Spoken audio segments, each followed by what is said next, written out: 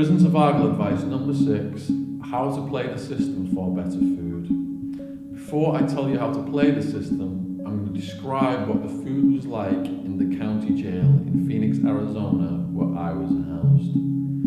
Breakfast came in a plastic bag. It was mouldy bread and green bologna. Green bologna, it's a raw sausage meat. It's gone past its sell-by date. It's got a green shine to it. A lot of the food was in boxes that visitors were throwing away because it had expired. The mould on the bread, blue, green. Sometimes our mould came in these fantastic psychedelic colours that looked like works of art. And we were so hungry we would scratch the mould off the bread. Because the bread was stale, put it in water and swill it to get it down. The evening meal was a mystery meat slop we called Red Death. It looked like carroty vomit blended with blood. It had all kinds of random meat in it and it stunk. Sometimes there were dead rats in it, and there wasn't much we could do about that. The boss of the jail, he actually bragged it cost him less than 50 cents a day per prisoner to give him this rotten food that was being thrown away by these business owners. So that's what I was up against.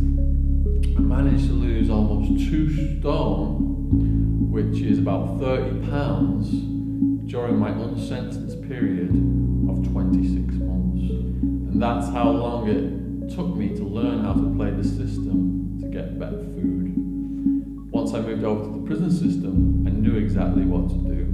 When you first come into jail or into prison, one of the questions that they ask you is, what is your religion? Because under the Constitution, freedom of religious expression is guaranteed. When I went over to the prison system, I said that I was a Hindu. And because all of the prison staff and the chaplain were mostly Christians, they couldn't question me about the authenticity of my claim. I said I'd read the holy book called the Bhagavad Gita, and I knew that because I practiced yoga. And then they authorized me as a Hindu, and I started to get slightly better food. And for breakfast, I got little bags of peanut butter instead of some rotten meat that I could have with my sandwiches.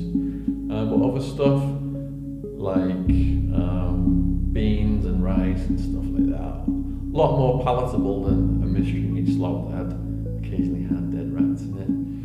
Now the best food actually goes to the Jews. So you've got kosher food that's blessed by a rabbi being served to the prisoners who are registered as Jews. The food is so good, some of the prisoners are actually converting to Judaism in the prison to get the better food.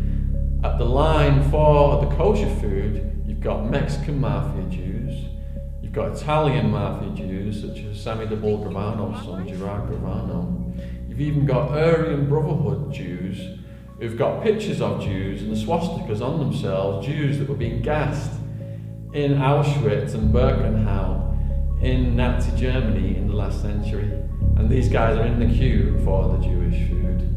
So, if you want to play the system for better food, as soon as you go in, register a religion that gets better food. Jewish gets the best food, Hindu you can get vegetarian, and there's also sects, Christian sects as well. You have to look these up on the internet that are part of their mandate is vegetarian food. And you will be able to get that food because under the Constitution, it's guaranteed that you can have your freedom of religious expression. Prison survival advice number 7 is make yourself useful. Please subscribe to our YouTube channels.